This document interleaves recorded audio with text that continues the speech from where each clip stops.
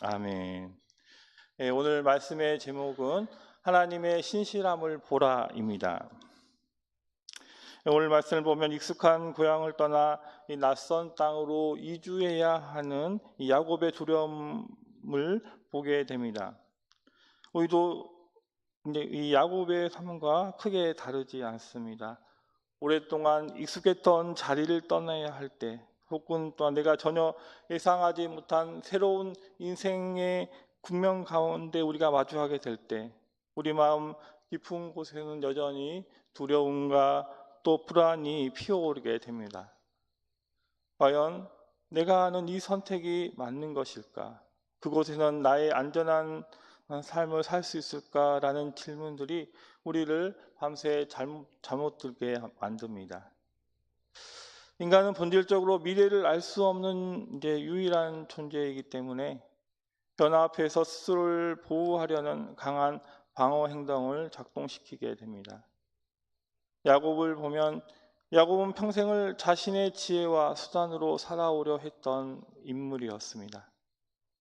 그러나 이 노년에 이제 아들 요셉이 살아있다는 소식과 그가 이제 애굽의 총리가 되었다는 소식을 들었을 때 기쁨도 잠시 그의 발걸음은 무거웠을 것입니다.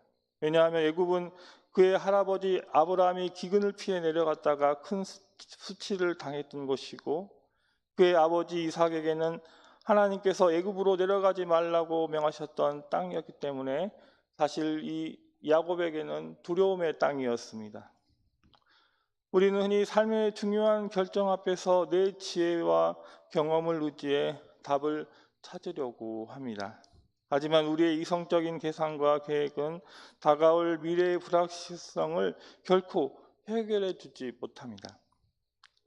그런데 내 힘으로 인생의 이 안전지대를 구축하려는 모든 시도는 결국 더 큰 불안과 한계에 부딪히게 됩니다. 이것이 바로 하나님의 부르심 앞에서도 온전히 발걸음을 내딛지 못하고 머뭇거리는 우리의 연약한 모습이고 우리의 본질적인 한계인 것입니다. 오늘 본문 1절 보면 야곱이 모든 소유를 이끌고 가나안의 최남단인 이 브엘세바에 이르렀다고 말씀하고 있습니다. 이 브엘세바는 그의 조상들이 하나님과 언약을 맺고 단을 쌓았던 영적인 고향인 것입니다. 야곱은 이 가나안 땅을 벗어나기 직전에 그곳에서 희생 제사를 드리게 됩니다. 이는 단순히 무사 안녕을 비는 기복적인 행위가 아니었습니다. 하나님 약속의 땅을 떠나 이 애굽으로 내려가는 것이 정말 이 하나님의 뜻입니까? 라는 이 간절한 질문을 다시 한번 이 하나님께 드리는 행동이었습니다.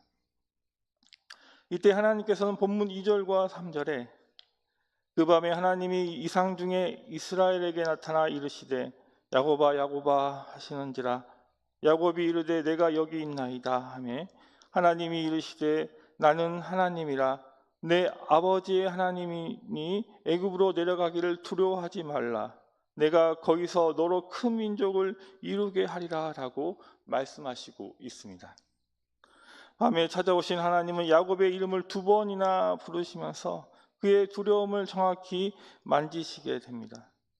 그리고 이 애굽으로 내려가기를 두려워하지 말라라고 위로하시고 있습니다. 그리고 하나님께서는 이 야곱의 이주가 단순히 기근을 피하기 위한 인간적인 도피가 아님을 말씀해 주시고 있습니다. 이미 창세기 15장 13절과 14절에 여호와께서 아브라함에게 이르시되 너는 반드시 알라 내 자손이 이방에서 객이 되어 그들을 섬기겠고 그들은 400년 동안 내 자손을 괴롭히리니 그들이 섬기는 나라를 내가 징벌할지며 그 후에 내 자손이 큰 재물을 이끌고 나오리라 라고 이 아브라함에게 횃불 언약으로 말씀하시던 그 구속사적 약속의 성취임을 확인시켜 주시고 있습니다. 이 사람의 눈에는 야곱 가족이 흉년을 피해서 이 애굽이라는 거대한 제국으로 숨어 들어가는 것처럼 보이지만 이 구속사의 거대한 이 흐름 속에서 이 사건은 하나님께서 자기 백성을 이 안전한 곳에서 거대한 민족으로 이제 번성시키려는 섭리적인 인도하심이었던 것입니다. 그래서 오늘 본문 후반부에 나오는 이 70명의 가족의 명단은 단순한 인구조사가 아닙니다. 비록 지금은 70명이라는 초라하고 작은 숫자에 불과하지만 이 하나님의 언약은 반드시 성취되어 거대한 구원의 물줄기를 이룰 것임을 보여주는 증거인 것입니다. 야곱은 이제 머뭇거렸지만 이 언약의 주체이신 하나님은 쉬지 않고 일하고 계셨던 것입니다. 이제 이 하나님의 세밀한 음성을 들은 이 야곱은 비로소 이제 두려움을 떨쳐버리고 일어나게 됩니다. 본문 5절을 보면 야곱이 브엘세바에서 떠날 때 바로가 야곱을 태우려고 보낸 수레에 올라타게 됩니다. 하나님의 약속을 신뢰하자마자 바로 세상의 권력조차도 하나님의 백성을 신실하게 인도하시는 도구로 쓰임받게 되는 것을 보게 되는 것입니다. 이어서 이제 본문 8절부터 25절까지 이 애굽으로 내려간 이 야곱의 자손들의 명단이 길게 나오게 됩니다. 성경을 읽다 보면 이 족보가 정말로 지루하게 느껴질 수도 있습니다. 르우벤, 시므온, 레위, 유다, 왜 성경은 이 명단을 이토록 자세하게 기록하고 있을까요?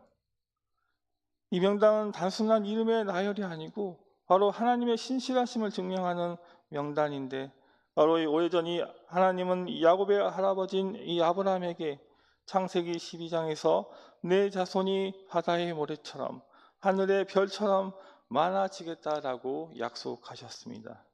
이삭에게도 야곱에게도 그 약속을 반복하셨던 것입니다. 지금 이 애굽으로 내려가는 이 70명의 명단은 비록 지금은 작아 보이지만 하나님의 약속이 한 사람이 아브라함에게서 시작되어 어떻게 구체적으로 성취해 가고 있는지를 보여주는 신실한 증거인 것입니다. 우리 하나님은 약속을 허공에 날리시는 분이 아니십니다. 이름 하나하나를 기억하시며 그들의 삶을 통해서 이 하나님의 말씀을 신실하게 성취해 가시는 분이십니다. 우리의 삶이 때로는 이 족보처럼 지루하고 대단해 보이지 않을지라도 이 신실하신 하나님의 구원 역사 속에서 우리의 이름은 바로 주님의 손바닥에 선명하게 이제 기록되어 있음을 믿으시기 바랍니다. 때로는 분명히 우리의 삶이 내가 생각하는 방향이나 그리고 하나님의 약속과는 정반대의 길로 전개될 수도 있습니다. 가나안이 아닌 애굽 땅 고센으로 우리를 강력하게 이끄실 때를 말하고 있습니다. 이런 부르심 앞에서 우리는 두려워하고 고민하고 분명히 주저하게 됩니다. 그러나 오늘 말씀을 통해서 하나님은 낯선 부르심을 통해서도 일하시고 신실하게 주님의 약속을 이루어 가심을 깨닫게 됩니다. 혹시 내가 처한 상황이 그리고 삶의 자리가 주님께서 주신 약속의 말씀과 또 내가 기도하며 꿈꿨던 모습과는 달라 낙심하셨다면 오늘 말씀을 붙드시기 바랍니다. 낯선 부르심의 자리인 이 애굽을 큰 민족을 이루게 하는 도구로 사용하셨던 하나님이 그 하나님을 그 어떤 상황 속에도 신뢰하시고 또 내 생각과는 다른 낯선 부르심 앞에도 주저하지 않는 저와 여러분 되시기를 바랍니다. 애굽에서도 함께 하신 하나님이 바로 지금 우리와 함께 하신 하나님이심을 믿으시기 바랍니다. 사랑하는 성도 여러분, 오늘 우리는 우리의 의지나 또한 노력 혹은 치밀한 계획의 삶을 안전을 보장받아야 했던 이 피곤한 율법의 삶을 내려놓아야 합니다. 야곱의 삶을 끝까지 책임지시고 큰 민족을 이루게 하신 그 하나님이 우리에게 독생자 예수 그리스도를 아낌없이 내어주신 우리의 아버지가 되십니다. 우리 예수 그리스도께서 십자가에서 그 모든 구원을 이루셨기에 오늘 우리는 어떤 낯선 환경이나 또한 두려운 상황 속에서도 믿음의 발걸음을 담대히 걸을 수가 있는 것입니다. 애국과 같은 이 척박한 세상 한복판으로 걸어 들어간다 할지라도 두려워하지 마시기 바랍니다. 주님이 이미 그곳에서 함께 가시겠다고 약속하셨고 그곳에서도 우리를 더욱 거룩하고 흠없는 하나님의 백성으로 빚어 가실 것을 믿으시기 바랍니다. 오늘 하루 내 힘으로 미래를 이끌어가려는 염려를 주님 앞에 내려놓으시고 나와 함께 세상 끝날까지 동행하시는 주님의 은혜를 깊이 누리시기를 주님의 이름으로 축복합니다. 기도하시겠습니다. 하나님 아버지, 우리는 날마다 새로운 날을 맞이하고 미래를 향하여 달려갈 때 우리는 의심과 낙심과 두려워할 수밖에 없음을 고백합니다. 우리의 어려운 순간에 우리를 도와주시고 우리와 함께 하시며 우리의 모든 것을 예비해 주시는 신실하신 하나님을 바라보게 하여 주시옵소서. 오늘 하루를 살아갈 때 내 경험이나 지혜나 노력을 의지하지 않게 하여 주시고 오직 십자가 앞에서 나를 위해 고난을 받으시고 승리하신 예수 그리스도의 의로움만을 힘입어 담대하게 걸어가게 하여 주시옵소서. 모든 것을 감사하게 되오며 예수님의 이름으로 기도드립니다. 아멘.